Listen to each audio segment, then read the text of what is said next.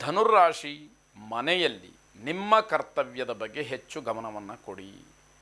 ನೀವು ಯಾವ ಸ್ಥಾನದಲ್ಲಿದ್ದು ಯಾವ ಕೆಲಸವನ್ನು ಪರಿಪೂರ್ಣವಾಗಿ ಮಾಡಬೇಕಾಗಿರುತ್ತೋ ಅದರ ಬಗ್ಗೆ ಹೆಚ್ಚು ಗಮನ ಇರಲಿ ಅಂತ ಅರ್ಥ. ಬದಲಾವಣೆಯ ಆಲೋಚನೆಗಳು ಬರ್ಬೋದು, ಅದು ಸ್ಥಳ ಆಗ್ಬೋದು, ಉದ್ಯೋಗ ಆಗ್ಬೋದು, ವೃತ್ತಿ ಆಗ್ಬೋದು, ಯಾವುದೇ ಇರ್ಬೋದು. ಸದ್ಯಕ್ಕೆ ಆ ಆಲೋಚನೆಗಳು ಬೇಡ ಅನ್ನುವಂಥದ್ದು ಸಲಹೆ. ಮದುವೆ ವಿಚಾರದಲ್ಲಿ ತುಂಬ ತಲೆ ಕೆಡಿಸ್ಕೊಳ್ತೀರಿ, ಆದರೆ ಏನೂ ಪ್ರಯೋಜನ ಆಗೋದಿಲ್ಲ. ಆದರೆ ನಾನು ಸುಮ್ಮನಿದ್ರೆ ಹೇಗೆ ಅನ್ನುವಂತಹ ಭಾವನೆ ನಿಮ್ಮದು. ನೀವು ಸುಮ್ಮನಿದ್ರೇ ಒಳ್ಳೆಯದು ಅನ್ನುವಂಥದ್ದು ನಮ್ಮ ಸಲಹೆ. ಇದೆಲ್ಲವನ್ನು ಯೋಚನೆ ಮಾಡಬೇಕು. ಆರೋಗ್ಯದಲ್ಲಿ ವ್ಯತ್ಯಾಸವಾಗುತ್ತೆ. ಬೆನ್ನು ನೋವಿನ ಸಮಸ್ಯೆ ಹೆಚ್ಚಾಗಿ ನಿಮ್ಮನ್ನು ಕಾಡುವಂಥದ್ದು.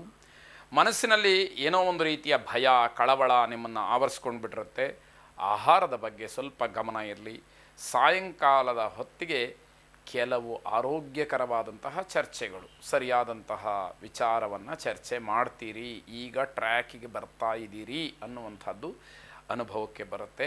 ವೆಂಕಟರಮಣ ಸ್ವಾಮಿಯನ್ನು ಪ್ರಾರ್ಥನೆ ಮಾಡಿ.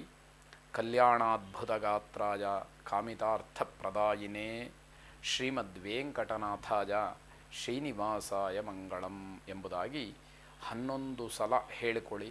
ಶುಭವಾಗಿ. ಮಕರ ರಾಶಿ, ಜನ ಮೆಚ್ಚಿಕೊಳ್ಳಿ ಅಂತ ಹೇಳಿ ತೋರ್ಪಡಿಕೆ ಕೆಲಸವನ್ನು ಮಾಡ್ತೀರಿ, ಸಿಗ ಹಾಕ್ಕೊಂಡ್ಬಿಡ್ತೀರಿ. ನಿಮ್ಮದಲ್ಲ ಇದು ಕೆಲಸ, ನಾಟಕೀಯವಾಗಿ ಮಾಡ್ತಾ ಇದ್ದೀರಿ, ಬೇರೆಯವರು ಒಪ್ಕೊಳ್ಳಿ ಅಂತ ಮಾಡ್ತಾ ಇದ್ದೀರಿ ಅಂತ ಹೇಳಿ ಜನಕ್ಕೆ ಗೊತ್ತಾಗುವಂಥದ್ದಾಗತ್ತೆ. ನಿಮ್ಮ ನೈತಿಕತೆ ಚೆನ್ನಾಗಿದೆ, ದುರುಪಯೋಗ ಯಾಕೆ ಮಾಡ್ಕೊಳ್ತೀರಿ ಅನ್ನುವಂಥದ್ದು ಪ್ರಶ್ನೆ. ಸ್ವಯಂ ಪ್ರಜ್ಞೆ ಇಲ್ಲದೆ ಕೆಲವು ಅನಾಹುತಗಳನ್ನು ಮಾಡ್ಕೊಳ್ತೀರಿ. ಬೇರೆ ಯಾರು ಬಂದು ನಿಮಗೆ ತಿಳುವಳಿಕೆಯನ್ನು ಹೇಳಬೇಕಾದಂಥದ್ದಿಲ್ಲ, ನಿಮ್ಮದೇ ಆದಂತಹ ತಿಳುವಳಿಕೆ ಇದೆ. ಅದನ್ನು ಸರಿಯಾದಂತಹ ರೀತಿಯಲ್ಲಿ ವಿನಿಯೋಗ ಮಾಡಿಕೊಳ್ಳಿ ಅಂತ ಅರ್ಥ. ನಿಮ್ಮ ಪ್ರಗತಿಯ ಬಗ್ಗೆ ನಿಮಗೆ ಭಯ ಇದೆ. ಮುಂದೆ ಏನಾಗುತ್ತೆ, ಇಷ್ಟೇನಾ ಜೀವನ, ಇಷ್ಟೇ ಆಗಿಬಿಟ್ರೆ ನನ್ನ ಆಲೋಚನೆಗಳೆಲ್ಲ ಹೇಗೆ, ನನ್ನ ಯೋಜನೆಗಳನ್ನೆಲ್ಲ ಹೇಗೆ ಪೂರೈಸೋದು, ಇವೆಲ್ಲ ಪ್ರಶ್ನೆಗಳನ್ನು ಮಾಡ್ಕೊಳ್ತೀರಿ. ವೃತ್ತಿ, ಉದ್ಯೋಗ ಇತ್ಯಾದಿಗಳಲ್ಲಿ ಒತ್ತಡದಿಂದ ತೊಂದರೆಯನ್ನು ಮಾಡ್ಕೊಳ್ತೀರಿ. ಒಳ್ಳೆಯ ಸ್ನೇಹಿತರು, ಹಿತೈಷಿಗಳು, ಮಾರ್ಗದರ್ಶಕರು, ಇವರಿಂದ ಉತ್ತಮವಾದಂತಹ ಮಾರ್ಗವನ್ನು ಕಂಡುಕೊಳ್ಳಿ ಅನ್ನುವಂಥದ್ದು. ಶಿವನನ್ನು ಬಿಲ್ವಪತ್ರೆಯಿಂದ ಅರ್ಚನೆ ಮಾಡಿ, ಪ್ರಾರ್ಥನೆ ಮಾಡಿ. ಶುಭವಾಗಿ. ಕುಂಭರಾಶಿ, ಮಕ್ಕಳ ವಿದ್ಯಾಭ್ಯಾಸ, ಪ್ರಗತಿ, ಅವರ ಆಸಕ್ತಿ ಇವೆಲ್ಲವೂ ಕೂಡ ನಿಮಗೆ ಬಹಳ ಸಂತೋಷವನ್ನುಂಟು ಮಾಡುತ್ತೆ. ಸಾರ್ಥಕವಾಯಿತು ನನ್ನ ಜೀವನ ಅನ್ನುವಷ್ಟರ ಮಟ್ಟಿಗೆ ಸಮಾಧಾನ ಸಿಕ್ಕುವಂತಹ ದಿವಸ. ನಿಮ್ಮ ಸಮಯ ಹೋಗಿದ್ದೇ ಗೊತ್ತಾಗದೇ ಇರುವಂತಹ ದಿವಸ ಇದು. ವ್ಯಾಪಾರ ವ್ಯವಹಾರಾದಿಗಳಲ್ಲಿ ಪ್ರಗತಿ, ಆರ್ಥಿಕವಾದಂತಹ ಅನುಕೂಲ, ಬೆಳವಣಿಗೆ ಇವೆಲ್ಲವನ್ನು ನೋಡ್ತೀರಿ. ಸಂಬಂಧಿಕರ ಆಗಮನವಾಗುತ್ತೆ. ಅವರ ಜೊತೆಯಲ್ಲಿ ಒಂದಷ್ಟು ವಿಚಾರಗಳನ್ನು ಚರ್ಚೆ ಮಾಡ್ತೀರಿ. ನಿಮ್ಮ ಸಾಧನೆ ಇರ್ಬೋದು, ನಿಮ್ಮ ಯೋಜನೆಗಳಿರ್ಬೋದು, ನೀವು ಆಡ್ತಕ್ಕಂತಹ ಕೆಲವು ಮಾತಿನ ಮರ್ಮಗಳು ಇವೆಲ್ಲವನ್ನು ಅಲ್ಲಿ ಚರ್ಚೆಗೆ ಬರುವಂಥದ್ದಾಗತ್ತೆ. ಬರಬೇಕಾದಂತಹ ಬಾಕಿ ಹಣ ನಿಮ್ಮ ಕೈ ಸೇರುವಂಥದ್ದಿದೆ. ಆರೋಗ್ಯದ ವಿಚಾರದಲ್ಲಿ ಬಹಳ ಸಮಾಧಾನವನ್ನು ಕಾಣ್ತೀರಿ. ಸ್ನೇಹಿತರಿಂದಲೂ ಕೂಡ ಸಿಹಿ ಸುದ್ದಿ ಬರುವಂಥದ್ದಿದೆ. ಮಹಾಲಕ್ಷ್ಮಿಯನ್ನು ಮಲ್ಲಿಗೆ ಹೂವಿನಿಂದ ಅರ್ಚನೆ ಮಾಡಿ, ಪ್ರಾರ್ಥನೆ ಮಾಡಿ. ನಮಸ್ತೆಸ್ತು ಮಹಾಮಾಯೇ ಶ್ರೀಪೀಠೆ ಸುರಪೂಜಿತೆ ಶಂಖಚಕ್ರ ಗದಾಹಸ್ತೆ ಮಹಾಲಕ್ಷ್ಮೀ ನಮೋಸ್ತುತೆ ಎಂಬುದಾಗಿ ನಿಮ್ಮ ಪ್ರಾರ್ಥನೆ ಇರಲಿ. ಶುಭವಾಗಿ.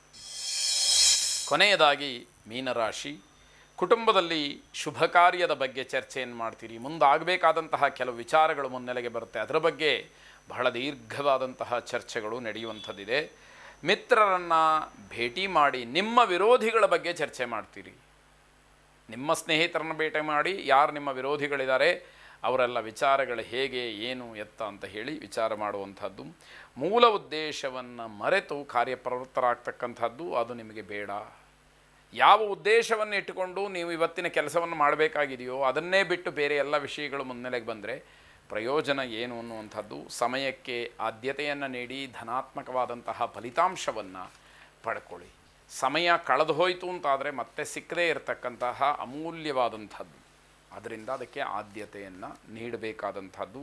ಮಾನಸಿಕವಾಗಿ ಸ್ವಲ್ಪ ನೆಮ್ಮದಿ ಕಡಿಮೆ. ಶತ್ರುಗಳ ಬಗ್ಗೆ, ವಿರೋಧಿಗಳ ಬಗ್ಗೆ ಚಿಂತನೆಯನ್ನು ನಡೆಸ್ತೀರಿ, ಚರ್ಚೆ ಮಾಡ್ತೀರಿ ಅಂತಂದರೆ ಮಾನಸಿಕವಾಗಿ ಸಮಾಧಾನ ಇಲ್ಲ ಅಂತ ಅರ್ಥ.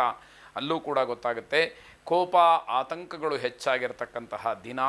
ಅದನ್ನು ಗಮನಿಸ್ಕೊಳ್ಳಿ. ಅದಕ್ಕೆ ಹೆಚ್ಚಿನ ಮಾನ್ಯತೆಯನ್ನು ನೀಡಬೇಡಿ. ಕೋಪವನ್ನು ತಗ್ಗಿಸ್ಕೊಳ್ಳಿ. ಕೋಪವನ್ನು ಬಿಟ್ಟರೆ ಬಹಳ ಒಳ್ಳೆಯದು. ಆತಂಕವೂ ಕೂಡ ತನ್ನಿಂದ ತಾನೇ ಕಡಿಮೆ ಆಗಬೇಕು ಅನ್ನುವಂಥದ್ದು. ರಾಜರಾಜೇಶ್ವರಿಯನ್ನು ಪ್ರಾರ್ಥನೆ ಮಾಡಿ. ಶುಭವಾಗಲಿ.